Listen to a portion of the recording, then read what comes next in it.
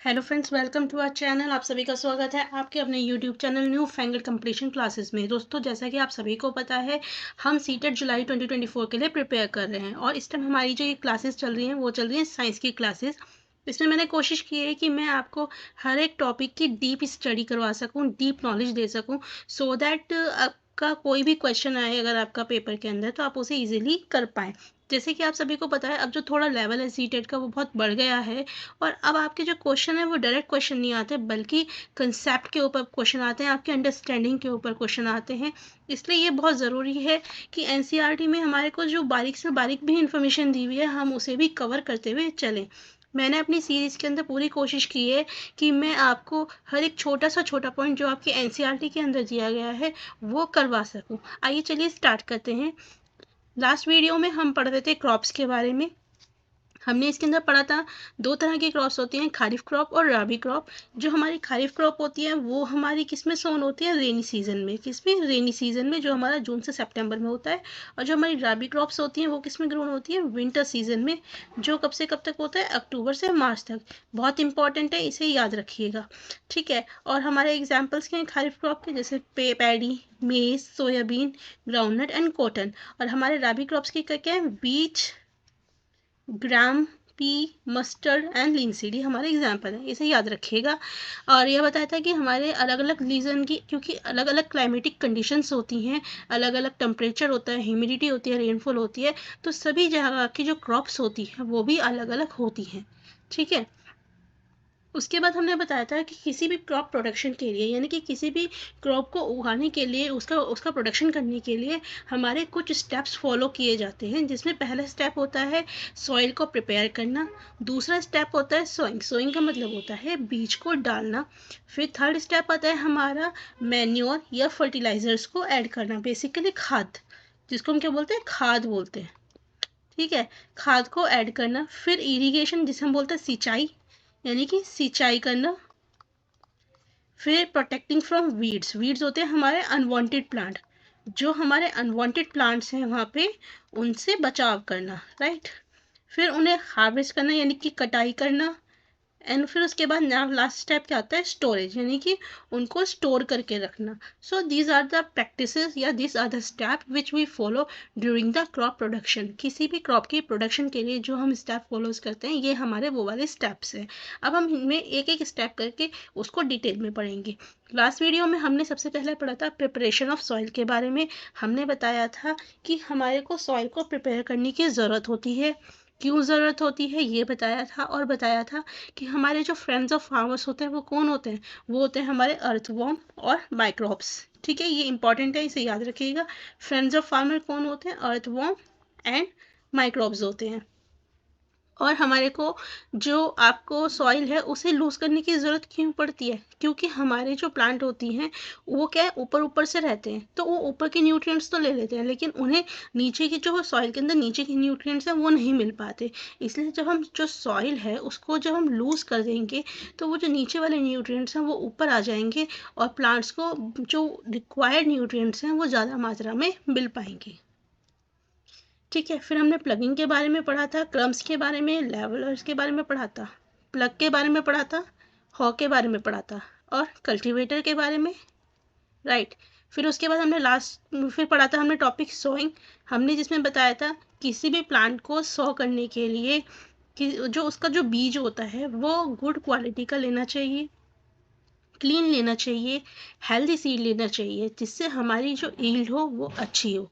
दो टूल्स हैं जो यूज़ किए जाते हैं, पहला ट्रेडिशनल टूल और दूसरा सीड ड्रिल। तो ये हमारे जो पिक है, इस पिक की मदद से मैंने दोनों में समझाने की कोशिश की है कि ट्रेडिशनल मेथड में क्या होता था और सीड ड्रिल के अंदर क्या होता था।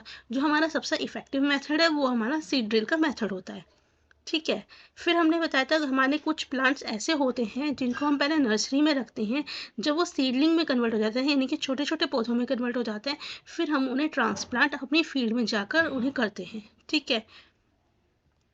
ठीक है, आज हम पढ़ेंगे adding manure and fertilisers. Manure और फर्टिलाइजर्स को ऐड करने के बारे में पढ़ेंगे। सबसे पहले मैन्योर और फर्टिलाइजर्स होते क्या है। मैन्योर और फर्टिलाइजर्स वो सब्सटेंस होते हैं दोस्तों जो हमारा न्यूट्रिएंट्स देने का काम करते हैं सॉइल के अंदर, ठीक है। वो सब्सटेंस जो हम सॉइल के अंदर ऐड करते हैं न्यूट्रिएंट्स की फॉर्म में, उन्हें हम बोलते हैं मैन्योर या फर्टिलाइज़र, जिसे हम हिंदी में खाद भी बोलते हैं। अक्सर आपने देखा होगा सुनते हुए या कहते हुए कि हमारे पेड़ पौधों को खाद की ज़रूरत है।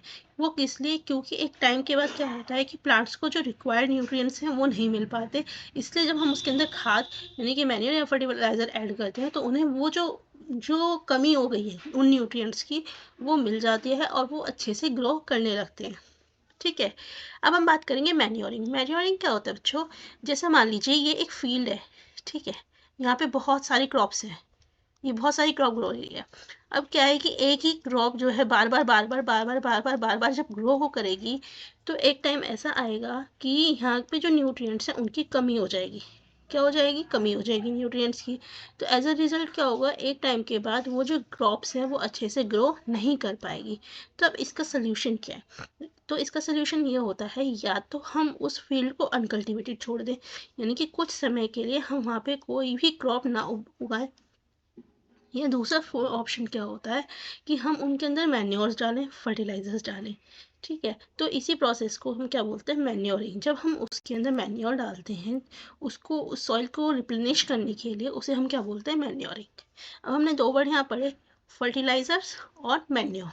ठीक है, दो वर्ड्स पढ़े, फर्टिलाइजर्स और मैन्योर। अब दोनों में फ़र्क क्या होता है? जो हमारे दोस्तों फर्टिलाइजर्स होते हैं वो कैसे होते हैं? मैन मेड होते हैं, इनऑर्गेनिक सॉल्ट्स होते हैं, यानी कि मानव द्वारा बनाए हुए फर्टिलाइजर्स हैं। लेकिन जो मैन्योर होता है वो नेचुरल सब्सटेंसेस होता है, जो किससे बनता है? हमारा डिकम्पोजिशन ऑफ कैटल डंग और प्लांट रेजिड्यू। हमारा जो कैटल का डंग होता है और हमारे जो बचे कुचे प्लांट होते हैं उनके रेजिड्यू के डिकम्पोजिशन से बनता है। हमारे जो फर्टिलाइज़र्स होते हैं वो फैक्ट्रीज़ में प्रिपेयर किए जाते हैं, लेकिन हमारे जो मैन्योर होते हैं वो फील्ड्स में प्रिपेयर किए जाते हैं। फर्टिलाइज़र्स क्या होता है? किसी भी टाइप का जो ह्यूमस होते हैं वो नहीं देते सॉइल में, लेकिन हमारे जो मैन्योर होते हैं वो प्रोवाइड करते हैं lot of humus to the soil, lot of nutrients to the soil बनाते हैं। ठीक है। ये जो फर्टिलाइजर्स प्रिपेयर किए जाते हैं उनके अंदर कौन से न्यूट्रिएंट्स ज़्यादा होते हैं? NPK, that is nitrogen, phosphorus and potassium. ठीक है। और इसमें मैन्योर में क्या होता है? Relatively less rich in plant nutrients. Manure क्या होते हैं? क्योंकि नेचुरल तरीके से हमारे बनाए जाते हैं तो उसमें उस उतनी मात्रा का न्यूट्रिएंट्स नहीं होता जितनी मात्रा के न्यूट्रिएंट्स हमारे फर्टिलाइजर्स में होते हैं। लेकिन हमेशा याद रखिएगा दोस्तों, हमारे जो फर्टिलाइजर्स होते हैं वो बहुत ही हानिकारक होते हैं। जब हमारे जो फार्मर्स फील्ड में जाते हैं, अगर वो इन मैन मेड फर्टिलाइजर्स का यूज़ करते हैं तो वो क्या करते हैं? फेस पे मास्क ओढ़ लेते हैं ताकि उन्हें वो फर्टिलाइजर्स को इनहेल ना करना पड़े और उनको किसी भी तरह की कोई बीमारी ना हो। ह्यूमस क्या होता है? ह्यूमस वो सब्सटेंस होता है जो हमारा किससे बना हुआ होता है? डेड लीव्स एंड प्लांट से, जिनको हम ग्राउंड में रखते हैं ताकि वो आपका प्लांट की ग्रोथ में मदद कर सके। Humus is partially decade organic matter. Humus क्या होता है? हमारा जो पार्शियली डिकेड ऑर्गेनिक मैटर होता है वो होता है। फंक्शन क्या है ह्यूमस का? या फिर हमारे को मैन्योर करने का मतलब एडवांटेज क्या है? हमें मैन्योरिंग करने क्यों पड़ती है? इससे क्या होता है? It makes the soil porous. ये क्या करता है? सॉइल को पोरस बनाता है। पोरस मतलब उसमें स्पेस देता है, उसकी जो अंदर के वो होते हैं छेद होते हैं या फिर कह सकते हैं स्पेस होता है, वो उसे खोलता है, जिससे क्या होता है? एयर का ब्रीथ इन एंड आउट होता है, अच्छी हवा मिलती है, न्यूट्रिएंट्स मिलते हैं। इससे क्या होता है? Air and water holding capacity बढ़ती है, नंबर ऑफ फ्रेंडली माइक्रोब्स बढ़ते हैं और जो सॉइल का टेक्सचर है वो भी इम्प्रूव होता है। So these are your advantages किसके? मैन्योर के। राइट। नेक्स्ट आता है फर्टिलाइजर्स। फर्टिलाइजर्स का काम क्या है? ये हमारी जो क्रॉप्स होती हैं जैसे कि वीट, मेज एंड पैडी, इनको बेटर ईल्ड देते हैं, यानी कि ये और अच्छे तरीके से आपकी अच्छे से उग सकते हैं। लेकिन अगर हम फर्टिलाइजर्स का ज़्यादा यूज़ करते हैं तो क्या होता है? इससे हमारी सॉइल होती है कम फर्टाइल हो जाती है और साथ में वाटर पोल्यूशन भी होता है। वाटर पोल्यूशन क्यों होता है दोस्तों? आपने देखा होगा कि ये हमारी फील्ड है, ठीक है, आपने यहाँ पे फर्टिलाइजर्स छिड़क दिए, अभी आपको पता है these are the chemicals, right, these are the chemicals. अब जब फार्मर यहाँ पे इरिगेशन करता है यानी कि सिंचाई करता है, पानी डालता है, या फिर जब हमारी रेन आती है, कुछ भी आती है, तो क्या होता है? ये जो आपके केमिकल्स हैं ये पानी के साथ हमारे किस में जाके मिल जाते हैं? रिवर में जाके मिल जाते हैं। सो इसकी वजह से क्या होता है? हमारे वाटर पॉल्यूशन होता है। क्या होता है? वाटर पॉल्यूशन होता है। और ये हमारे फर्टिलाइजर्स जो भी हमारे एक्वेटिक एनिमल्स हैं, यानी कि जो भी हमारे इसमें फिशेज़ हैं या जो भी हमारे एक्वेटिक एनिमल्स हैं, उनके लिए भी बहुत हार्मफुल रहता है। इसलिए कोशिश की जाती है कि ज़्यादा से ज़्यादा मैन्योरिंग की जाए रेदर देन यूजिंग फर्टिलाइजर्स। ठीक है, लेकिन हाँ, अगर बात की जाती है हाई यील्ड को किससे मिलता है, तो ऑफ कोर्स वो फर्टिलाइज़र से ही मिलता है, लेकिन ये हमारे लिए नुकसानदायी भी है। ठीक है, अब क्वेश्चन आता है कि फर्टिलाइज़र नुकसानदायी है, उससे कमी मिल रही है, तो सोल्यूशन क्या है? सोल्यूशन ये है कि हम जो फर्टिलाइज़र्स हैं उन्हें ऑर्गेनिक मैन्योर से सब्स्टिट्यूट करें, यानी कि इसकी जगह पे ऑर्गेनिक मैन्योर यूज़ करें। दूसरा क्या है कि 2 क्रॉप्स के बीच में हम क्या करें, जो फील्ड है उसे अनकल्टिवेटेड, मतलब कि जैसे मान लीजिए आपने आज ये क्रॉप उगाई, ठीक है, हो गया पूरा प्रोडक्शन हो गया, उसके बाद आप इसे 2 महीने के लिए ऐसे ही छोड़ दीजिए। ठीक है, उस पे कोई मतलब, तो फिर आपकी जो जो आपकी सॉइल होगी उसके अंदर न्यूट्रिएंट्स की जो कमी थी वो पूरी हो जाएगी। ठीक है, आप फिर दोबारा से इस क्रॉप को यहाँ पे उगा सकते हैं। या फिर और क्या ऑप्शन हो सकता है, क्रॉप रोटेशन। क्या हो सकता है, क्रॉप रोटेशन। क्रॉप रोटेशन का मतलब क्या है, आज आपने पल्सिस कर ली, जब पल्सेस का प्रोडक्शन हो गया, फिर आपने वीट कर ली, फिर आपने मेज़ कर ली, तो इससे क्या होगा, क्योंकि आपके जितने भी सीरियल्स होते हैं या जितने भी क्रॉप्स होते हैं, सबके न्यूट्रिएंट रिक्वायरमेंट्स अलग होती है। ठीक है, तो उसमें क्या होगा, जब सबके न्यूट्रिएंट्स की रिक्वायरमेंट अलग होंगी, तो वो उससे आपको ये हेल्प मिलेगी कि आपके जो किसी पर्टिकुलर न्यूट्रिएंट की डेफिशिएंसी है वो नहीं होने की। करेक्ट। चलिए, अब नेक्स्ट आता है इरिगेशन। इरिगेशन मतलब पानी देना, पानी देना या सिंचाई करना। ठीक है, supply of water to the crops, क्या मतलब होता है, पानी का सप्लाई करना क्रॉप्स को। Water is absorb by the roots along with the minerals and fertilisers, जो हमारा वाटर होता है वो रूट्स के द्वारा एब्जॉर्ब किया जाता है मिनरल्स और फर्टिलाइजर्स के साथ। Germination of seeds can take place in the presence of sufficient, हमारा जो सीड्स का जर्मिनेशन है वो सफिशिएंट वाटर मिलने पर ही हो सकता है। न्यूट्रिएंट्स जो हमारे डिजॉल्व होते हैं वाटर में, वो ट्रांसपोर्ट किए जाते हैं हर एक पार्ट प्लांट के पार्ट्स में। ठीक है, वाटर हमारे को और किससे मदद करता है, Frost and hot air current से, राइट, और मेंटेन करता है मॉइस्चर सॉइल में। यानी कि अगर हमारा वाटर नहीं देंगे तो सूखा पड़ जाएगा, सूखा पड़ जाएगा तो उसकी ग्रोथ नहीं होगी। और आपको ये भी पता है कि पानी हमारे जो हर एक जो पार्ट है प्लांट्स का, उसमें जाना भी ज़रूरी है, तो इसलिए हमारे को क्या ज़रूरी है कि हम उसको सिंचाई करें। Time and frequency of irrigation varies from crop to crop, अब किस रीजन में कितना पानी किस टाइम पे देना है वो crop to crop, soil to soil, season to season depend करता है। हमारे सोर्स ऑफ इरिगेशंस क्या हो सकते हैं, आप वेल से दे सकते हैं, ट्यूबवेल से दे सकते हैं, ponds, lakes, rivers, dams and canals, आप इनमें से किसी भी चैनल की मदद से आप क्या कर सकते हैं, इरिगेशन कर सकते हैं।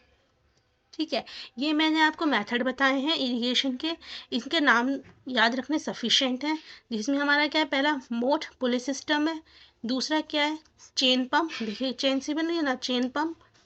तीसरा क्या है, ढेकली, जिसमें एक पीछे हैवी सपोर्ट दिया हुआ है। फोर्थ क्या है, राहत, जिसे हम बोलते हैं लीवर सिस्टम। ठीक है, नेक्स्ट क्या है, मॉडर्न मेथड ऑफ इरिगेशन।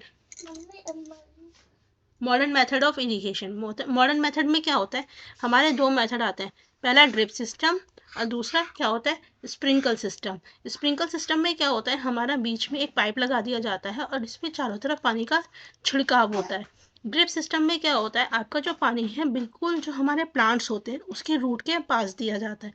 दोनों ही अच्छे मेथड हैं और इफ़ेक्टिव मेथड्स हैं, तो इन्हें याद रखिएगा।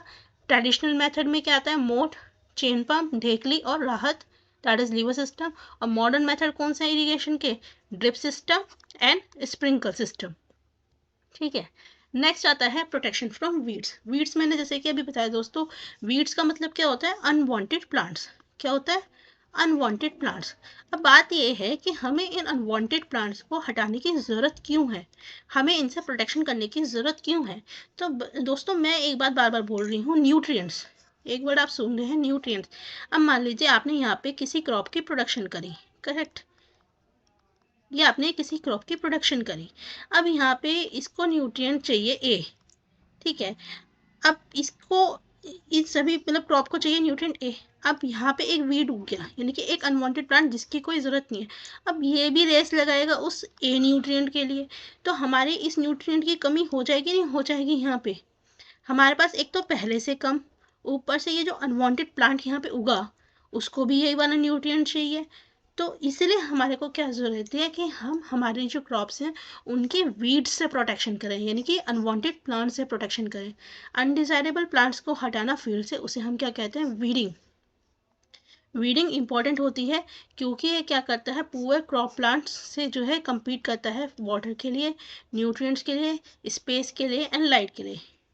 टीलिंग, क्रॉप्स को सॉ करने से पहले ये किस में मदद करता है, uprooting and killing of weeds which में then dry up and get mixed with the soil.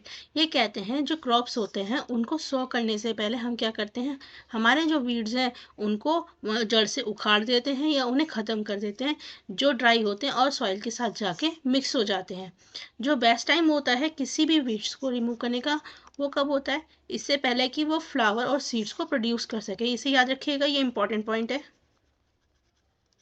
ये बहुत इंपॉर्टेंट पॉइंट है।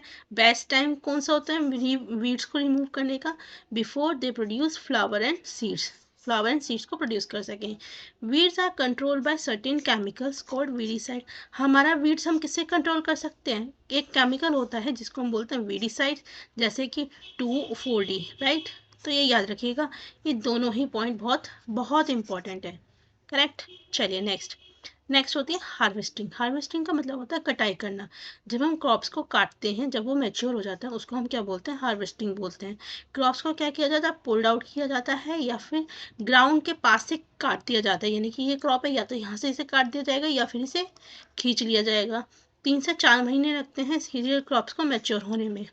हार्वेस्टिंग को मैनुअली किया जाता है या फिर हार्वेस्टर की मदद से किया जाता है। हार्वेस्टेड क्रॉप में क्या होता है, grain seeds need to be separated from shaft. जो हमारी ग्रेन सीड्स होती हैं हम उसे क्या करते हैं, शाफ्ट, भूस जो होता है उससे सेपरेट करते हैं, और इस प्रोसेस को हम क्या बोलते हैं, थ्रेशिंग। थ्रेशिंग हम एक मशीन से भी कर सकते हैं जिसका नाम क्या है, कंबाइन, जो कि हार्वेस्टर और थ्रेशर दोनों की तरह काम करता है, ठीक है। फार्मर्स जो सेपरेशन करते हैं ग्रेन और शेफ का, वो किसकी मदद से करते हैं, विनोइंग की मदद से करते हैं। नेक्स्ट आता है स्टोरेज। अब सबसे लास्ट स्टेप क्या है इसका, storage. Harvested grain have moisture. जो हमारे हार्वेस्टेड ग्रेन होते हैं उनके अंदर क्या होता है, मॉइस्चर होता है। अगर हम उन्हें बिना ड्राई करे रखेंगे तो बहुत जल्दी से ख़राब हो जाएंगे और उनके ऊपर जो है ऑर्गेनिज्म अटैक करेंगे, यानी कि कीड़े मकोड़े करेंगे। फार्मर स्टोर करते हैं ग्रेन्स जूट बैग में। ये आपने देखा ही होगा, फार्मर्स के पास इस टाइप से जूट बैग्स होते हैं, उसके अंदर हमारे जो ये ग्रेन्स रखते हैं, या मेटलिक बिन। ये देखिए ये मेटलिक बिन है, ठीक है। जब हमारी बड़ी मात्रा में क्रॉप प्रोडक्शन होती है तो मेटलिक बिन में रखते हैं, जब थोड़ी कम मात्रा में होती है तो वो ग्रेनरीज में रखते हैं। इनको हम क्या बोलते हैं, सिलोस। क्या बोलते हैं, सिलोस। और ये क्या होते हैं, हमारे ग्रेनरीज, ताकि ये पेस्ट जैसे कि रेड इंसेक्ट इनसे बचा सकें। और क्या करते हैं, आपने देखा होगा घर में मम्मी अपने जो डब्बे होते हैं, दाल के चावल के डब्बे होते हैं, उनमें जो सीरियल्स हैं उन्हें बचाने के लिए क्या डालती हैं, हमारी नीम लीव्स, सूखी हुई नीम लीव्स। इससे क्या होते हैं, हमारे जो सीरियल्स होते हैं वो ख़राब नहीं होते। Chemical treatment are use to protect large quantities of grain from pest and micro organism. जो हमारा केमिकल ट्रीटमेंट दिया जाता है लार्ज क्वांटिटी ऑफ ग्रेन को प्रोटेक्ट करने के लिए, किससे, पेस्ट से और ग्रेनरीज से। तो यहाँ तक दोस्तों आपका हो गया पूरा कंप्लीट प्रोसेस कि आप क्रॉप प्रोडक्शन के अंदर क्या क्या स्टेप फॉलो करते हैं और उसके अंदर आप वो क्या क्या करते हैं, कौन कौन से टूल्स की मदद करते हैं और कौन कौन से केमिकल ट्रीटमेंट देते हैं, हमें किन चीज़ों का ध्यान रखना चाहिए, किन चीज़ों का ध्यान नहीं रखना चाहिए। यहाँ तक आपका कवर हो चुका है ये पूरा टॉपिक, और ये हमारा क्लास 8 का फर्स्ट चैप्टर था, करेक्ट। अब इसके बाद हम पढ़ेंगे हमारे क्लास 6 के चैप्टर्स में, जिसमें हम बात करेंगे प्लांट के सोर्सेज के बारे में, कि हमारे सोर्सेज कौन कौन से होते हैं प्लांट के, और आपको क्या कि और कौन कौन से हमारे को न्यूट्रिएंट्स मिलते हैं किस प्लांट सोर्स की मदद से। तो हम ये नेक्स्ट वीडियो में कवर करेंगे। पहले मैं आपको यहाँ पे बस थोड़ा सा ओवरव्यू दे देती हूँ। देखिए जब हम सोर्सेज की बात करते हैं, किसकी, सोर्सेज ऑफ फूड की बात करते हैं, ठीक है। तो फूड के हमारे दो सोर्सेज होते हैं, एक होते हैं प्लांट्स और दूसरे क्या होते हैं हमारे सोर्स, एनिमल्स, करेक्ट। अब अगर हम एनिमल्स की, प्लांट्स की बात करें तो आपके पास बहुत सारे ऑप्शन है, राइट। जैसे आप ये एक फ़ोटो में भी देख रहे हैं, ये हमारे को प्लांट से मिलता है। और आपकी जितनी भी वेजिटेबल्स होती हैं सब प्लांट से, फ्रूट्स जो मिलते हैं सब प्लांट से। और एनिमल्स के सोर्स क्या हो सकते हैं? मिल्क, मीट, फिश, कर्ड, ये सब मिल्क प्रोडक्ट जो भी हैं, योगार्ट, ठीक है, ये सब हमारे क्या है? एनिमल सोर्स है। ये एनिमल सोर्सेज से मिलते हैं प्लांट। यानी कि हमारे पास दो सोर्स होते हैं फूड के, पहला सोर्स होता है प्लांट और दूसरा होता है एनिमल्स। फिर हम इसके बारे में फिर बात करेंगे, प्लांट के पार्ट्स के बारे में, एनिमल के प्रोडक्ट्स के बारे में, और हम इन्हें एज अ फूड किस किस में यूज़ करते हैं ये बात करेंगे, ठीक है। चलिए आज थोड़ा सा बता देते हैं। इसमें बच्चों याद रखिएगा, मैंने भी बताया हमारे सोर्सेज होते हैं दो, प्लांट और एनिमल्स होते हैं।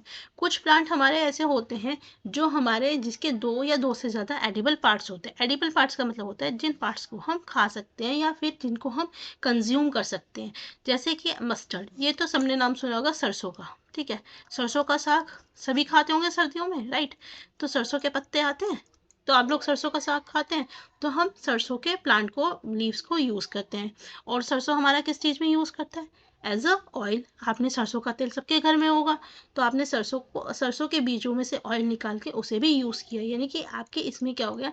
इस प्लांट के दो से ज़्यादा एडिबल पार्ट्स हो गए। ये याद रखिएगा बच्चों, जब हम कुक करते हैं मस्टर्ड ग्रीन्स को, तो उनके अंदर हाई लेवल ऑफ विटामिन के, विटामिन ए एंड कॉपर होता है, बट जो हमारा अमाउंट, जो विटामिन सी और ई का जो अमाउंट है वो कम हो जाता है। कुक्ड मस्टर्ड ग्रीन्स जो होती हैं, जो हम जिनको हम कुक कर देते हैं, उनमें के, ए और कॉपर की मात्रा तो अच्छी होती है, लेकिन जो हमारे विटामिन सी और विटामिन ई है उनकी मात्रा को ये कम कर देता है। दूसरा है बनाना प्लांट, इसके बारे में आपने सुना होगा, ठीक है। इसको भी हम कैसे यूज़ करते हैं? एज अ फूड यूज़ करते हैं। The inner stem, flower and fruits, raw banana and dry banana, ये सभी क्या होते हैं? एडिबल पोर्शन होते हैं प्लांट के। They are widely consume in South and South East Asia, और ये ज़्यादातर कहाँ पे खाए जाते हैं? South and South East Asia में खाए जाते हैं, करेक्ट। ये बनाना प्लांट है, this is your banana plant. और ये कहाँ खाया जाता है? South and South East Asia में ज़्यादा कंज्यूम किया जाता है, ठीक है। लेकिन अभी हमने कहा कि हम प्लांट्स को इतने तरीके से यूज़ कर रहे हैं, हम रॉ प्लांट भी खा रहे हैं, हम ऑयल की तरह भी यूज़ कर रहे हैं, क्या हम सारे के सारे प्लांट्स को खा सकते हैं? नहीं दोस्तों, कुछ प्लांट्स ऐसे भी होते हैं जो पॉइजनस होते हैं, जहरीले होते हैं, और हमारे को इसलिए ऐसे प्लांट्स को नहीं खाना चाहिए। अब अगर हम पॉइजनस प्लांट्स की बात करते हैं तो उसमें हमारे कौन कौन से प्लांट आते हैं? Poison oak, daffodils, giant hogweed, इन्हें याद रखिएगा नाम। पॉइजन ऑक, डैफोडिल्स और hogweed, these are the poisonous plant, इनको हम नहीं खा सकते, ठीक है। अब यहाँ पे हम बात करते हैं स्प्राउट्स की। किसकी? स्प्राउट्स। स्प्राउट्स क्या होते हैं दोस्तों? जैसे ये मूंग दाल है, ठीक है, दाल है, इसको जब हम क्या करते हैं, पानी में भिगो कर रखते हैं, एक दिन पूरा पानी में, रात को भिगोइए, पानी में निकाल दीजिए, उसके बाद फिर हम क्या करते हैं, एक गीले से कपड़े में उसको रात भर के लिए रख देते हैं। जब हम अगले दिन इन्हें खोल के देखेंगे तो हमारे उसके अंदर से वाइट वाइट स्ट्रक्चर्स निकल के आ जाएंगे, तो इसे क्या बोलते हैं? स्प्राउटेड।